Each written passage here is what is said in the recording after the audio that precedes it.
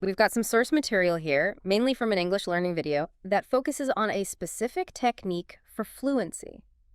Yeah, and it sounds potentially like a real game changer, especially for, sounding more natural and just keeping up when people are talking. Definitely. It tackles those common frustrations, the Yeah. pronunciation hurdles, getting the rhythm right, feeling like conversations just fly past you.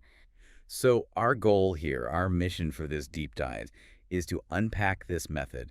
It's called shadowing, right? That's the one. Shadowing. Okay. So we want to dig into what the source says about it, understand how it's supposed to work, and see if it can really genuinely transform speaking and listening skills. We're going to pull out the key insights. And the source is quite practical, which is great. It doesn't just stay theoretical. Exactly. That's what caught my eye. It offers real examples, things you can actually do. So we'll explore those too. Sounds like a plan.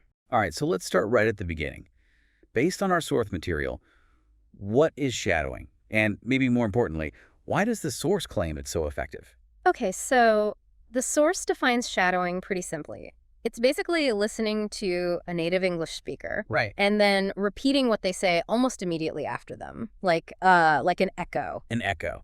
Yeah. So not waiting for them to finish the whole sentence, you're talking almost over them or right behind. Right behind is a good way to put it. You're literally trying to mirror them in real time, maybe a split-second delay. Okay, wow. That sounds challenging. It can be at first, but the source explains why this immediate repetition is so powerful. It's about training your brain. How so? Well, it helps connect the sound of English words and phrases directly to their meaning. It sort of bypasses that intermediate step where you might mentally translate from your native language. I see. So instead of hearing, how are you? Hmm. Thinking, okay, how means X, R means Y, U means Z, and then constructing the meaning. Exactly. You hear the sound chunk, how are you? And your brain learns to instantly link that sound to the concept, the greeting. It builds automaticity. That makes a lot of sense. Yeah. It's like you're learning the language as chunks of sound and meaning, not just individual words to be assembled. Precisely. And the source argues this is fundamental for achieving real fluency, that ability to speak and understand without constant mental translation. Does the source highlight other specific benefits from doing this echoing thing? Oh, absolutely. It's positioned as, well, one of the most effective ways to tackle several key areas. Pronunciation is a big one. Because you're mimicking a native speaker's sounds But directly. exactly. You're training your mouth to make the sounds correctly. But also, rhythm and intonation, the sort of musicality of English, shadowing helps you pick that up naturally. And speaking speed, too, I imagine, if you're keeping up with a native speaker. Yes, definitely. It encourages you to speak at a more natural pace rather than, slowly and deliberately forming each word in isolation. So it's really hitting the practical mechanics of how English sounds when spoken naturally. It really is. Think of it as practical training for both your mouth and your brain working together. Okay, that's a compelling why. But you said it could be challenging. If someone's listening and thinking, wow, how do I even start that? Yeah. What does the source recommend? How do you begin without getting totally overwhelmed? Yeah, good question. And the source is very clear on this. Start small, really small. Like, don't try to shadow a whole news report on day one. Definitely not. No, the advice is to focus on short phrases first, common sentences, things you'd actually use or hear in everyday life. Okay, manageable chunks. Exactly. And another really important point the source makes is about perfection. Don't aim for it, especially at the start. Right, so it's not about getting every single word perfect immediately. Not at all. The goal initially is more about matching the overall sound, the rhythm, and the tone of the speaker, trying to capture the feel of how they're speaking. So rhythm and tone are more important than perfect grammar, at least when you're starting out. That's what the source emphasizes, yes. Mm-hmm. The idea seems to be that if you internalize the natural flow and melody of the language first, the grammar structures will actually start to feel more natural and intuitive later on. You kind of absorb them through the sound patterns. Interesting, like learning the music before analyzing the notes. That's a great analogy. Yeah. And speaking of doing it, the source is incredibly firm on one point. You absolutely must do it out loud. Okay. No silent shadowing in your head. No. They explicitly say it won't work nearly as well. You need to physically speak. The source uses this comparison. Shadowing is like going to the gym, but for your voice and mouth. Right. You can't build muscle just by thinking about lifting weights. You have to actually do the reps. Precisely. Your mouth, your tongue, your jaw, they all need the physical practice to get used to forming these English sounds fluidly. Speaking out loud is what builds that muscle memory. And it probably reinforces that sound meaning connection we talked about earlier too, right? Hearing yourself say it. Absolutely. It closes the loop. You hear the native speakers, you produce the sound yourself, you hear your own voice making the sound. It solidifies the whole process. Okay, so start small, focus on rhythm and tone, and definitely speak out loud. Got it. Now, you mentioned using everyday language. The source gives some concrete examples based on daily routines, right? Yes, and that's a really smart approach because it immediately gives you relevant content. You don't have to search for something random. What kind of routines do they use? Well, the first simple exercise is built around a typical morning routine. The source provides sample sentences you can shadow, like, I wake up at 7 in the morning, Okay. I brush my teeth and wash my face, Simple action. then I make a cup of tea, just basic sequential actions that most people do.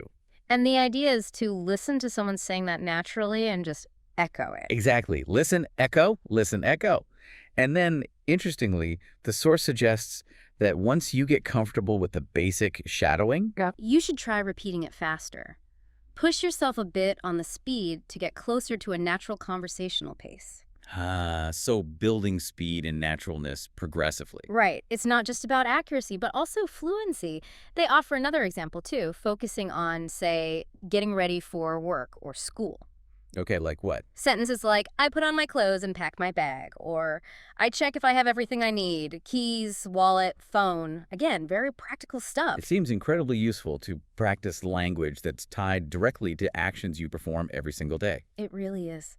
Because you're constantly reinforcing it. You practice shadowing, I brush my teeth, and then later you actually brush your teeth. Maybe the phrase pops into your head.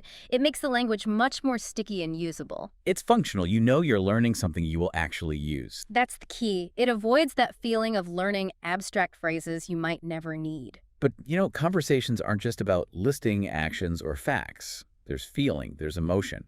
Does the source address that aspect? It does, and this is where it gets really interesting, I think. The source makes a great point that it's not just what you say, but how you say it. The feeling matters. So applying shadowing to capture tone and emotion. Precisely. They introduce this idea of adding emotion, tone, and feeling to your shadowing practice. They move beyond just shadowing factual statements. How does that work in practice? What's the example? Well, they use the example of talking to a friend about your morning. Instead of just shadowing the factual, I woke up at 7, I made tea, Right. you shadow a version that conveys a feeling. Like imagine someone saying, oh, my morning was really calm today. You try to capture that calm tone. Okay. Or maybe I woke up early and had such a quiet cup of tea. The sun was shining. Everything just felt peaceful. You're not just echoing the words. You're trying to echo the energy, the peacefulness in their voice. Ah, I see. So you're mimicking the emotional contour of the speech, not just the linguistic one. Exactly. You're trying to match the feeling. And the benefit, according to the source, is huge. It helps you sound much more natural, much less robotic. Because real people use tone to convey meaning all the time. All the time. And practicing this helps you start to feel the language more deeply, not just understand it intellectually. It also makes you better at expressing your own emotions clearly when you speak English. That makes sense. It connects the language to human experience, which is vital for genuine communication. Couldn't agree more. It's about connecting, not just transmitting information. Okay, so we've got routines, we've got emotions. The source then seems to shift gears slightly and talks about using stories for shadowing practice. Why stories? Stories are a really powerful tool for language learning, and the source highlights a few reasons why they work well with shadowing. What's the main benefit? Well, stories, by their nature, are made up of connected sentences and ideas.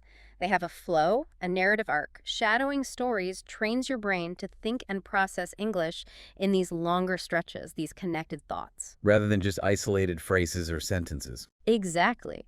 It helps you move beyond just word level or sentence level processing towards understanding and producing connected discourse, like how we actually talk and listen. And I imagine it helps with memory, too. Stories are often more memorable than random lists. Absolutely. You're remembering phrases, vocabulary, and sentence patterns within a meaningful context, which makes them stick better. The narrative provides hooks for your memory. Does the source give specific examples of stories to shadow? Yeah, they keep it simple and relatable. One example is a basic story about going to the grocery store. Okay. Something like, yesterday I went to the grocery store. I made a list before leaving the house because I always forget something if I don't.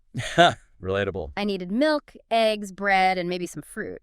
You're following this simple sequence of events, shadowing the language used to describe it. So you're practicing narrative language, sequence words. Yes, words like then, after that, before, because. And they give another example, maybe a bit more descriptive, like visiting a cousin in the countryside. Right, I remember seeing that one. Yeah, like, last weekend I visited my cousin who lives out in the countryside. The train ride was really peaceful, actually. I just looked out the window. When I got there, we spent the afternoon walking through the fields. It paints more of a picture. It does. And shadowing that kind of descriptive narrative helps you practice using adjectives, describing scenes, expressing feelings about experiences. It provides a richer context than just single sentences. So stories are good for practicing connected thought and more descriptive language. Definitely. They give your brain more structure to latch onto, and they naturally incorporate the connecting words and phrases that make speech flow smoothly. Okay, that makes sense. Routines, emotions, stories. These are all great practice grounds.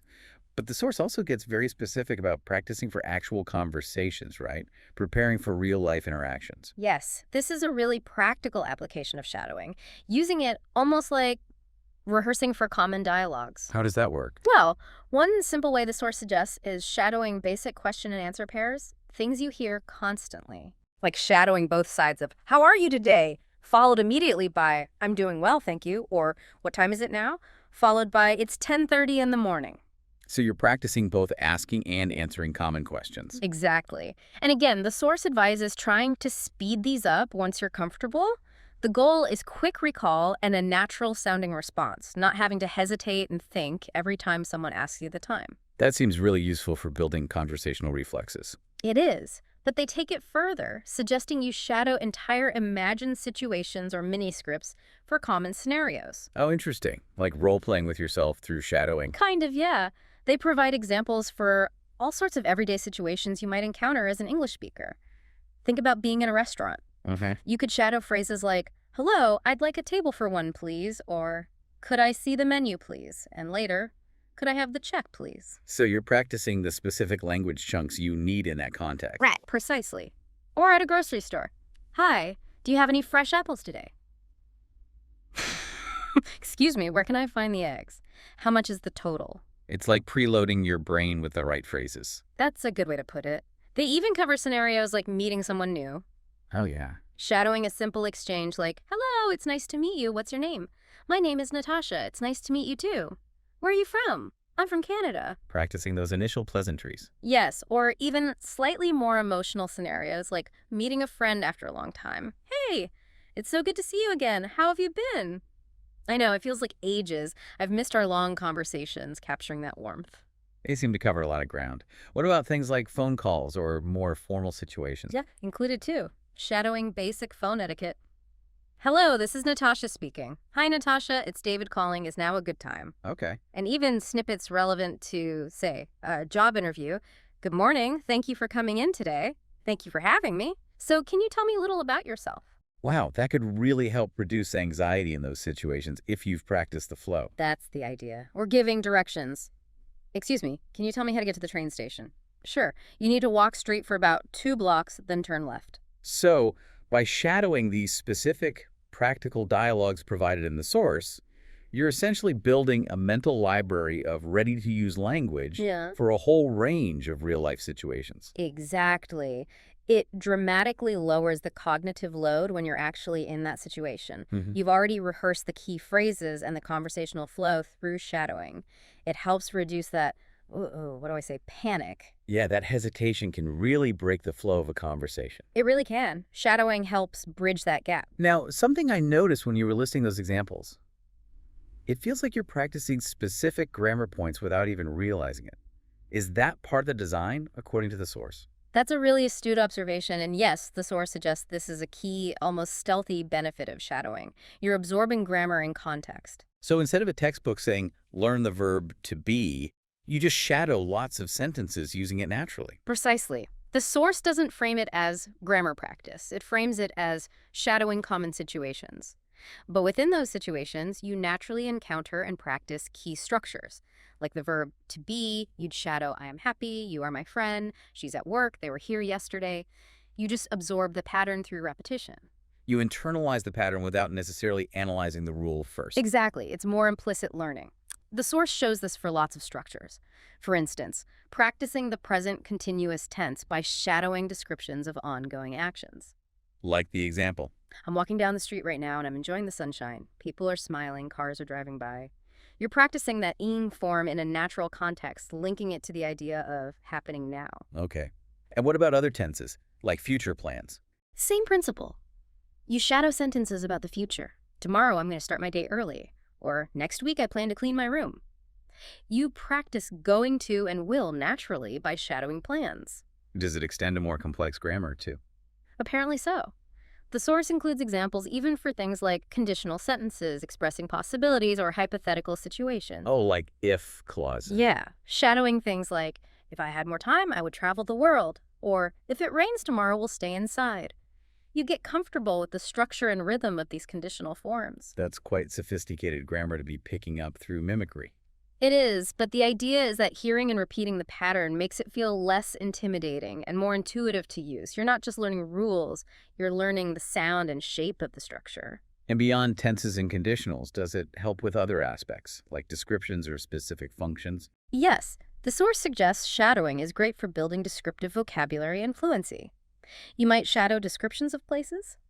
The room is bright and clean with large windows overlooking the garden. A comfortable sofa sits against one wall. So you're learning adjectives and how to put them together? Exactly. Or practicing specific conversational functions, like how to express needs or make requests politely. Could you possibly help me with this, please? I need some assistance with my luggage. Or even expressing opinions. Right. Shadowing examples of agreement. Yes, I completely agree with your point. Or disagreement. I'm not so sure about that. Or giving advice, you should really try reading more English books. It might help to join a conversation club.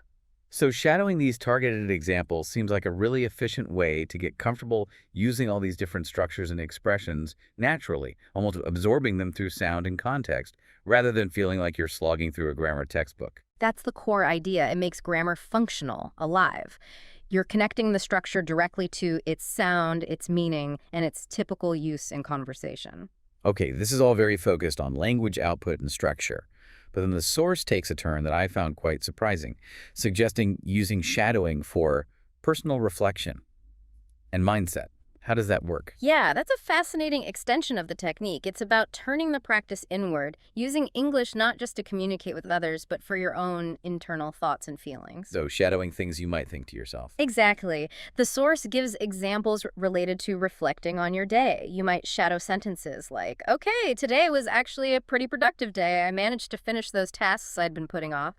Or reflecting on today, I feel good. I completed my English practice session this morning, and I even went for a nice walk later. So you're basically practicing thinking in English about your own life, using past tenses naturally to describe completed actions. Precisely. It helps you get comfortable narrating your own experiences in English, even just internally. And it goes beyond reflection. The source suggests using it for planning, too. Planning the next day, maybe? Yes, shadowing sentences like, okay, tomorrow I plan to wake up early, maybe 6:30, and go for a run before work. Or, tomorrow I will definitely practice my English shadowing for at least 30 minutes. So you're practicing future tenses, but also kind of programming yourself for success by verbalizing your intentions in English? That seems to be the idea. It helps solidify plans and visualize future actions using the target language. But then there's the mindset piece, which is really powerful. This is the confidence building part. Yes. The source suggests shadowing positive affirmations or statements about your learning journey. Things like, I can speak English fluently. I am improving every single day. Wow. Saying those out loud, mimicking a confident tone, I can see how that could have an effect. Or shadowing more reflective statements about the process. I believe that learning a language takes time and patience, and that's okay. Or, I am proud of the progress I'm making, even if it feels small sometimes. So it's using the physical act of shadowing, the repetition, the mimicry, to reinforce positive beliefs about your own abilities and the learning process itself. Exactly. The source frames it as a way to build confidence alongside the language skills. You're using the tool not just for external language production, but for shaping your internal dialogue and mindset in English. That's a really holistic view. It acknowledges that learning a language isn't just about grammar and vocab, it's also about psychology, confidence, and feeling comfortable in the language. Which is often overlooked, isn't it? That feeling of comfort and confidence is a huge part of genuine fluency. Being okay with thinking and reflecting in the language. Absolutely. Okay, so we've covered a ton. Speaking mechanics, pronunciation, rhythm, vocabulary, grammar implicitly, real-world conversations, even mindset. Huh? But let's circle back to something we touched on earlier. Listening skills. How does shadowing, which is primarily a speaking practice, end up improving your listening comprehension so much, according to the source? That's a great question, and the source makes a very strong connection here. The argument is that effective listening isn't just about, recognizing the dictionary definition of individual words as they fly by. Right, there's more to it than that. Much more. Real comprehension involves catching the rhythm, the intonation patterns, the pauses, the way words blend together, the stress on certain syllables, the emotional tone, all those nuances that native speakers use to convey meaning beyond the literal words. The musicality again, the prosody of the language. Exactly, the prosody. Yeah. And shadowing forces you to pay incredibly close attention to precisely those features because you're trying to copy the exact sound, the exact tone, the exact rhythm, the exact pauses, even the exact emotion of the speaker you're shadowing. You have to notice all those things first. You can't copy what you don't perceive. Precisely. You are actively training your ear to become highly sensitive to these subtle but crucial elements of spoken English. You're learning to decode the acoustic signal much more effectively. So it's like you're building a detailed internal map of how natural English actually sounds, at a level much deeper than just individual words. That's a perfect way to describe it. You become intimately familiar with the common sound patterns, the intonation contours, the way sounds link and change in connected speech. And the source mentioned practicing with different feelings. Yeah. How does that play into listening? Well, when you consciously practice shadowing the same phrase but with different emotions, say shadowing "I'm so happy," spoken with genuine excitement versus mild contentment, you're not just changing your own voice, you're training your ear to recognize the specific acoustic cues that signal excitement versus contentment in English. Ah, so you learn to pick up on those subtle tonal shifts when you hear other people speak.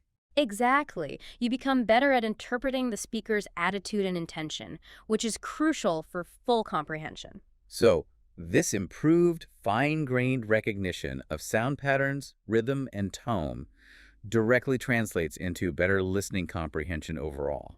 That's the direct link the source makes.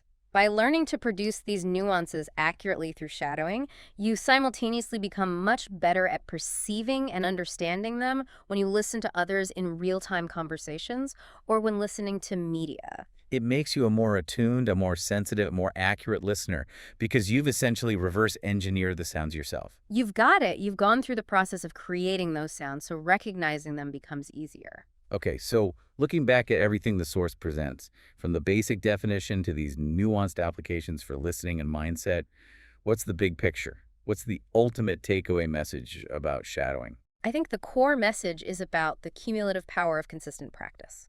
The source really hammers home that shadowing, if done regularly, is arguably one of the single most effective techniques available to an English learner. Effective for that whole suite of schools we discussed. Yes, pronunciation, rhythm, intonation, naturalness, reducing hesitation, building confidence, and significantly boosting listening comprehension. It hits so many targets at once. And a key part of its power seems to be its accessibility, right? Absolutely. The source emphasizes you don't need fancy equipment or expensive classes. You just need a source of native English speech, which could be anything from, podcasts like this, to YouTube videos, movies, audiobooks, news reports, even just reading a text out loud yourself and trying to give it a natural rhythm and flow, then repeating. You can do it anywhere, anytime, with readily available materials. So the barrier to entry is quite low, but the potential payoff is high. That's the gist. The message is clear.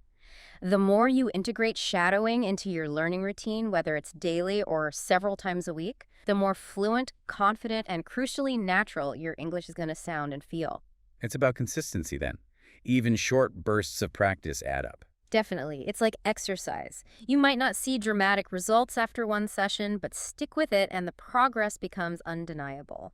The source really encourages learners to trust the process, keep practicing every day, even if it's just for 10-15 minutes, progress will happen. Even if the steps feel small day to day. Exactly. Those small steps accumulate into significant improvements in how you speak and understand English over time. It's presented as a simple technique, maybe deceptively simple, but with a really profound potential impact. So, to wrap up our deep dive based on this source material, shadowing emerges as this incredibly versatile technique. It's not just about mimicking sounds. No, it's far more than that. It's about fundamentally retraining your brain and your mouth to work together in sync with the patterns of native English speech. Improving the core mechanics of pronunciation and rhythm. Building that essential confidence to speak. Enhancing your ability to convey and understand nuance and emotion. Preparing you practically for real-world conversations and situations. And, maybe surprisingly, directly sharpening your listening skills by tuning your ear to the subtleties of the language. It's presented as this really accessible yet powerful tool. That vocal gym analogy seems quite fitting. You're actively training your production and perception simultaneously. It really is a compelling picture. And it leaves us with a final thought, perhaps. Thinking about this core idea from the source, learning through intense repetition and mimicry, copying the sounds, the rhythms, the very cadence of others. Yeah, treating your voice like it's physically adapting to match this external model. Does that kind of deep mimicry, that gym for your voice, do more than just build language skills? Could consistently adopting these sonic patterns and maybe even the embedded emotional rhythms of English day after day through shadowing, could that subtly start to shape how you perceive things or how you connect with the cultural nuances carried within the language itself? That's a fascinating question. Does embodying the sounds change the listener? It's certainly something interesting for you to ponder as you potentially start your own shadowing practice.